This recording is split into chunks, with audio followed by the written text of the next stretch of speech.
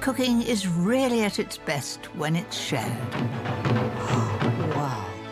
So I'm off to visit inspiring communities across the country to see how food brings them together. That's a bit of all right, isn't it? Exploring some exciting places. It's extraordinary. It's huge, isn't it? Look at that. Beautiful. I can think of no better place to be.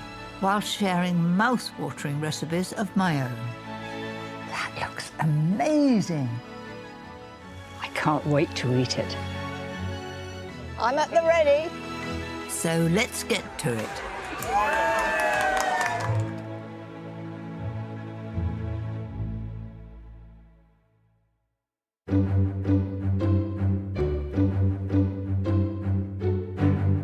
The beautiful, creative city of Bristol holds so many precious memories for me. I had my very first job in the centre of the city at the electricity board. I caught the 33 bus from Bath, a double-decker, and there I was half an hour later in Bristol.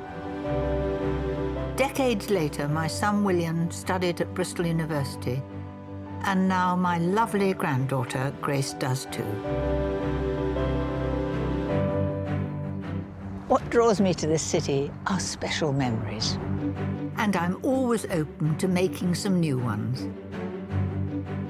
So I'm up with the sun to make the most of what Bristol has to offer. I love seeing the beautiful balloons that fly over Bristol, so colourful. And very soon I'm going to meet the people that fly them. Known as the UK's hot air ballooning capital, each year the city hosts an annual balloon fiesta, attracting thousands of enthusiasts. Flights take off throughout the year, and I'm about to watch one of them. Hello! It's amazing, isn't it? Yeah. Clive Bailey and his wife Jo Beautiful morning. It's absolutely lovely. have been flying these awe-inspiring balloons for almost 30 years. So I'm gonna take you inside. Just watch this wire here. Okay. It's a bit like a rainbow. It's extraordinary. It's huge, isn't it? When you see that beautiful, colourful balloon in the sky, it doesn't look that big. Yes, Yeah. but it's Yeah, massive. 300,000 cubic feet, this one. And then you condense it down and put it on in your... In a bag about that big. Is that difficult? I think you'll be right. A bit of muscle, yeah.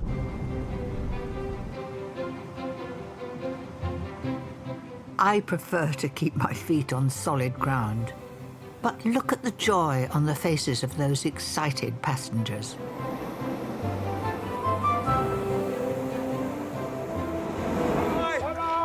Goodbye. Enjoy. See you tomorrow. Do you know, it is so peaceful and magical. And the blue sky behind, it's a perfect day. Beautiful, beautiful. And we're so honoured to be able to share our passion with other people. And everybody in there be like, wow. We've had people cry all sorts, haven't we? And there's no feeling of movement when you're in the basket. You close your eyes and you would not know you're moving. It's amazing.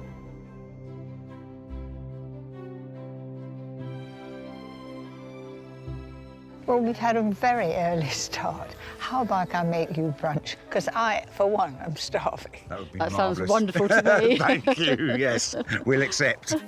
I know exactly what to cook. My new favourite brunch recipe, shakshuka. Originally from North Africa and the Middle East, it's a dish made for sharing. I can think of no better place than I would rather be. Glorious sunshine, great view. So first of all, a couple of tablespoonfuls of oil in the pan. That's it. Then 2 onions, finely chopped. And here, if you haven't time to do them finely, it'll just take a little bit longer to cook. And give that a good stir. A couple of cloves of garlic and 1 red chilli gives this dish its punch. Add more if you like it hot. I love the sizzle and the smell. Wonderful. You can scale this recipe up or down, but you do need quite a big pan to start with. Now for a heaped tablespoon of tomato paste and 2 cans of chopped tomato. Now all I've got to do is add a little sugar. Always just gives a lift to the tomato. Scant teaspoon. Look at that. Gentle bubble, and it's beginning to reduce. If you're cooking tomatoes, you need a shirt like this so the splashes don't show. I've had this one since the 70s. It's one of my favourite, and it's perfect for this occasion. Now for the clever bit. I'm making 4 small indents in the rich sauce for the eggs, but I could create more for a bigger crowd. That's it. The smell is very tempting, so lid on, and that will steam the top of the eggs. Meanwhile, I want some parsley just to put all over the top there. That's it. Now I'm just going to have a look and see how this is doing. I want the top to be opaque. I think we're done. That looks so inviting. And will taste even better with some garlic flatbreads to dip into it. Little did I know all those years ago when I was coming to Bristol on the 33 bus that one day I would be cooking this in front of the suspension bridge. Clive, Joe, come on, help yourselves. Girls first, come on, there you are. Looks delicious. Here's a plate, a little bit of flatbread with it. Help yourself. This is absolutely delicious. It tastes so fresh. It's just got the right tang for me. It's perfect. The bread is absolutely delicious, Clive. You need to have some. It's really lovely. And it's good if you're sharing it with a number. I mean, you have 14 in your balloon. To make it for 14 is quite easy. I'm so pleased that Clive and Joe enjoyed that. If you want to make my crisp, buttery flatbreads, it couldn't be easier. Just mix 175 grams of self-raising flour with half a teaspoon of sea salt, 1 egg, and 70 ml of milk. This really is a very simple introduction to bread if you've never made it before. Time to get my hands messy to form the dough. Flour underneath, and then just knead that till it's completely without lumps. The flatbreads will be wonderfully crisp if you roll it out as thinly as possible. But it's the rich garlic topping that makes this bread a winner. 75 grams of softened butter, very soft, so not to pull the dough about. 4 cloves of crushed garlic, 2 tablespoons of finely chopped parsley, and a little salt and pepper.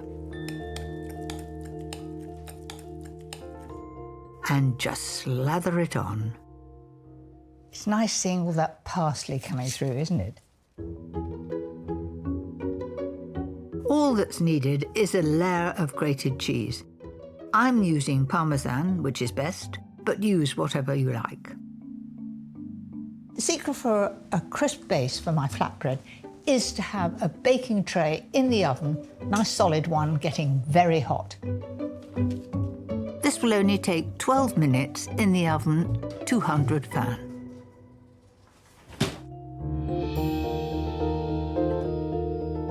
So, not only does it look good, the smell of that garlic and herbs are lovely. Very good with a glass of wine.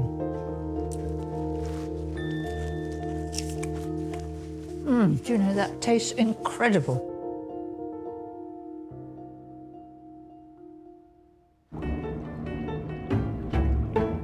I'm not the only one enticed by Bristol. This vibrant city lures creative entrepreneurs from all over the world, many drawn to its thriving food scene here at the harbour side. OK, service, please. Welsh-born Larkin Sen is one of a new breed of chefs, Looks lovely, Freddie. helping to build the city's stellar food reputation. Welcome to Wapping Wharf. I've known Bristol over the years, but this is something totally new to me. Are these ship's containers? They are 100% converted shipping container restaurants for young, aspiring business owners like me.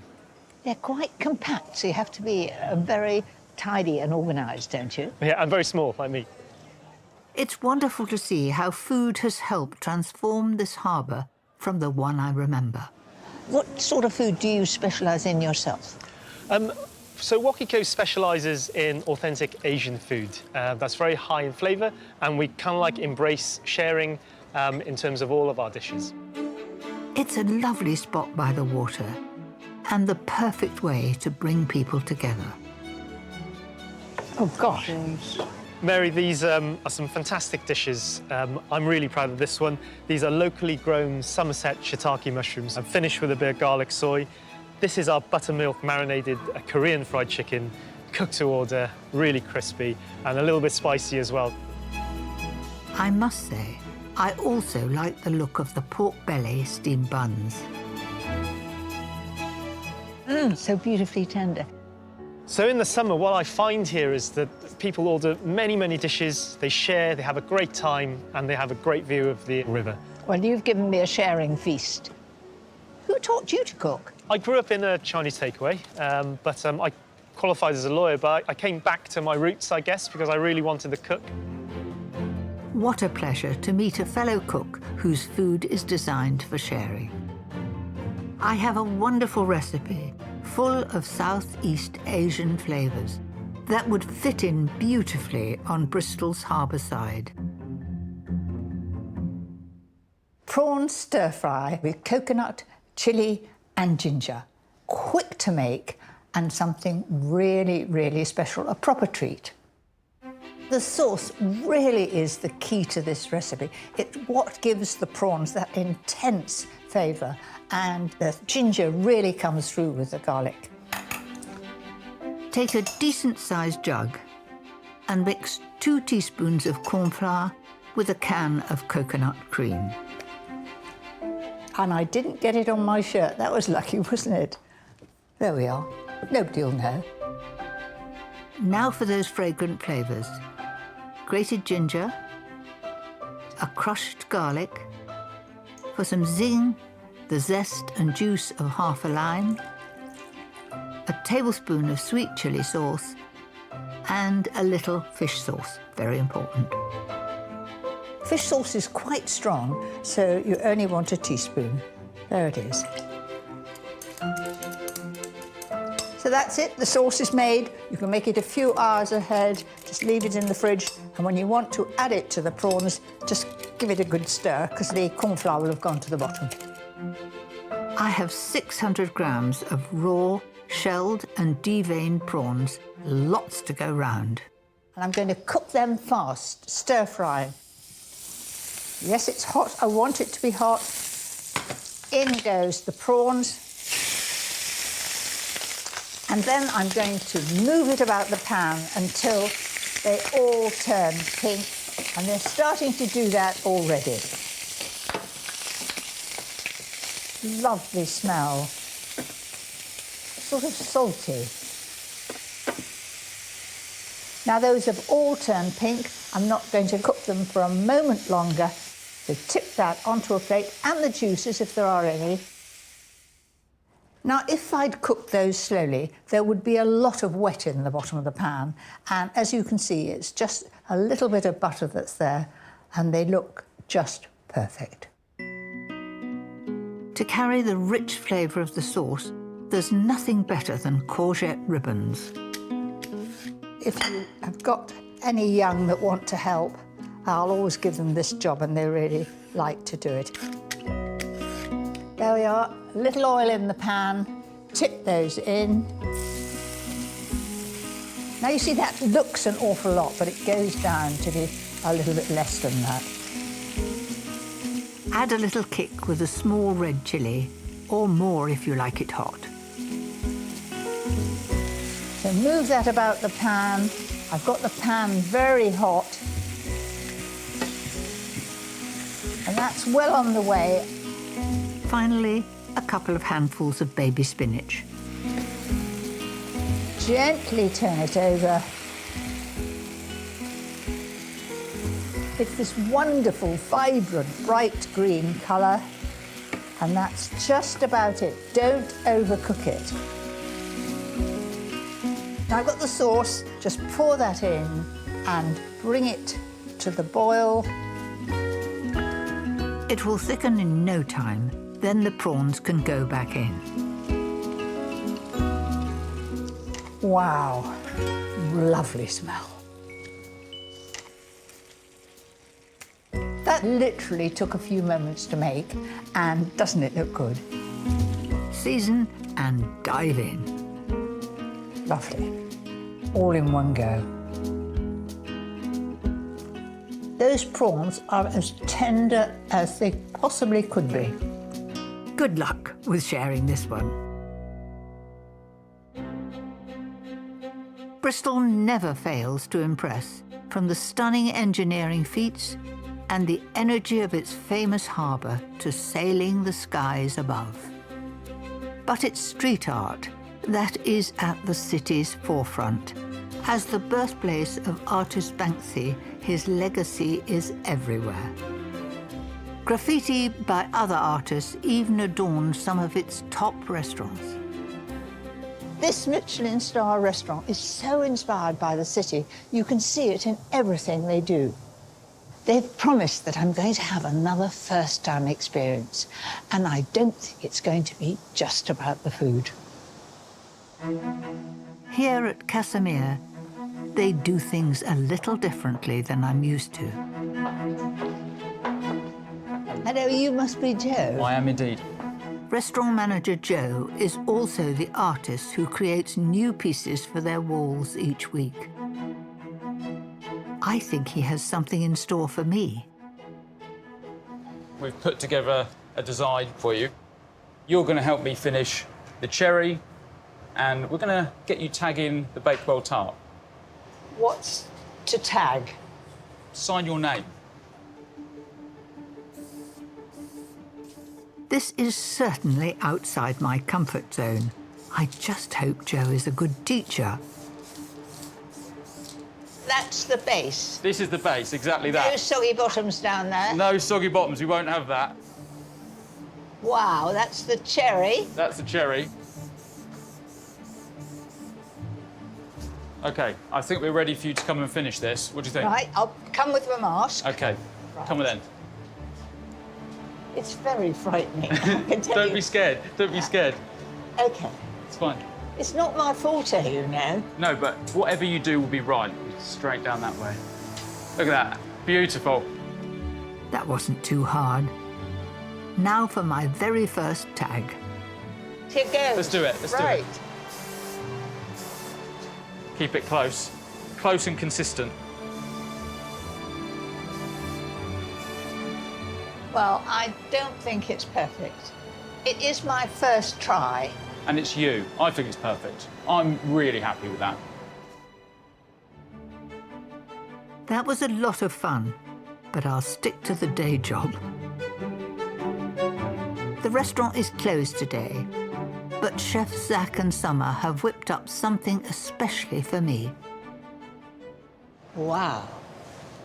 So, Mary, what we've got here then, this is a little piece of our trout.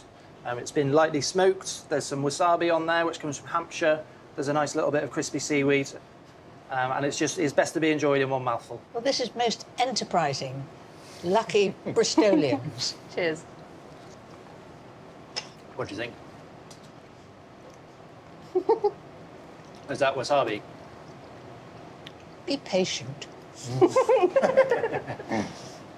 I get this freshness. Yeah. And it is just so beautiful.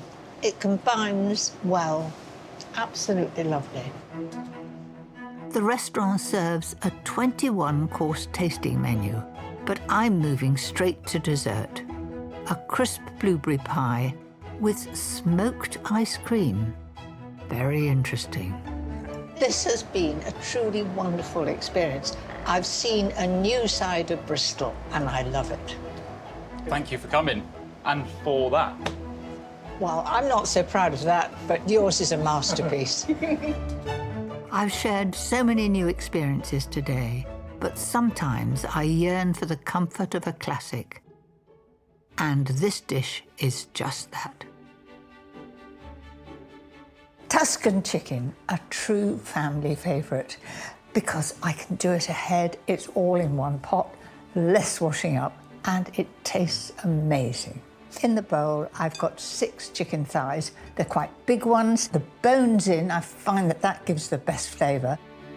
2 tablespoons of plain flour and 2 teaspoons of paprika will give these skinless chicken thighs a delicious flavour.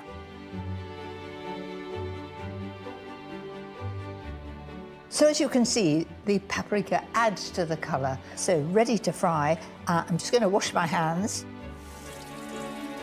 Now for a good glug of oil in a hot pan. So in to brown the meat on both sides first. It is nice and hot. Get that nice and brown. Both sides. So that paprika assists in the browning.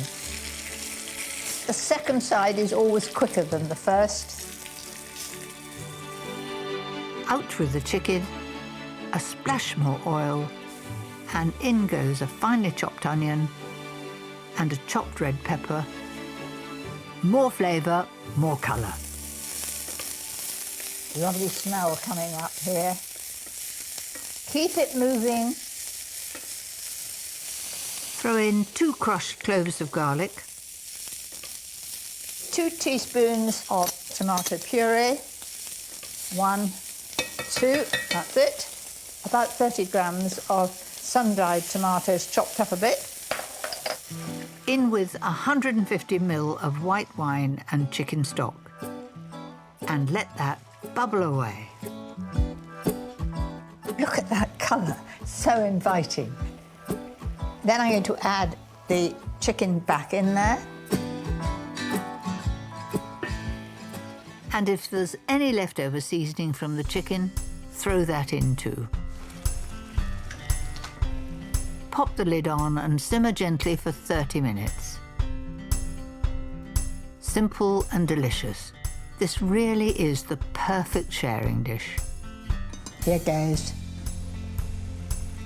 Oh, that looks a bit all right. Now to enrich and thicken with 150 ml of double pouring cream. Don't use anything low fat, because if you do and you bring it to the boil, it could well separate, which this won't. For a splash of colour, throw in 150 grams of baby spinach. Looks as though it'll never get down, but it will as soon as it touches the heat. I think that looks very special. The chicken is a perfect tempting colour. The sauce is rich and creamy, and look at the consistency, it's just right. It's all right. In fact, it's very, very good. A final sprinkle of parmesan and it will be ready to serve.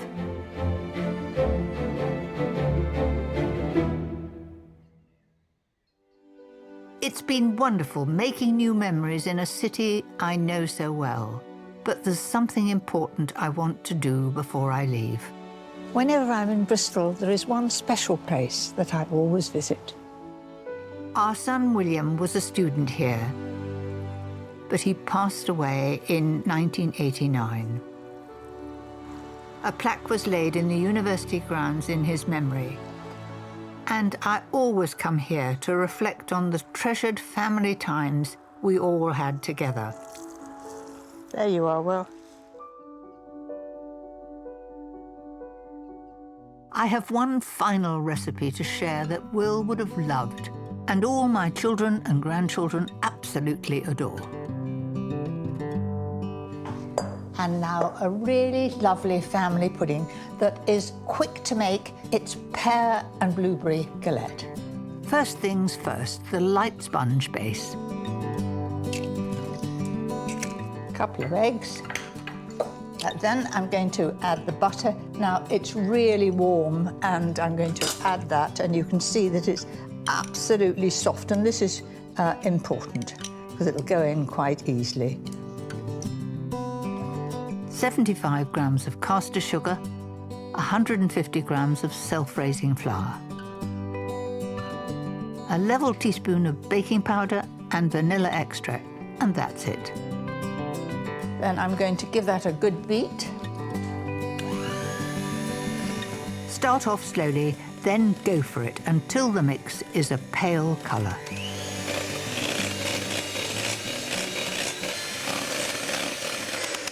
That only took a few moments, and let's free the beaters.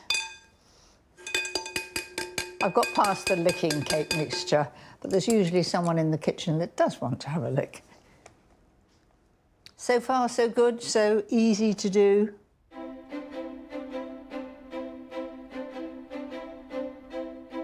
That's the cake base done, and then I've got 2 tins of pears, cut each one into about 3.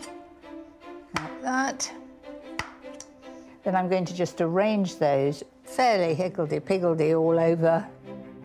Don't push the pears too far into the mix, or they will stick to the tin. Then the blueberries, scatter those on top, in between. So that's it. Wasn't too difficult, was it?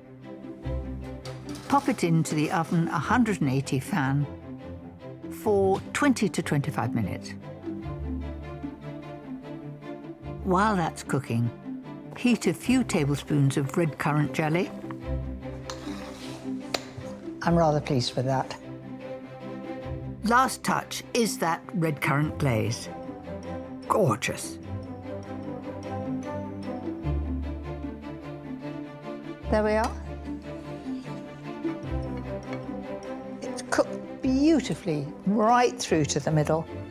I would say that would serve, what, 6 to 8, depending on how hungry you are.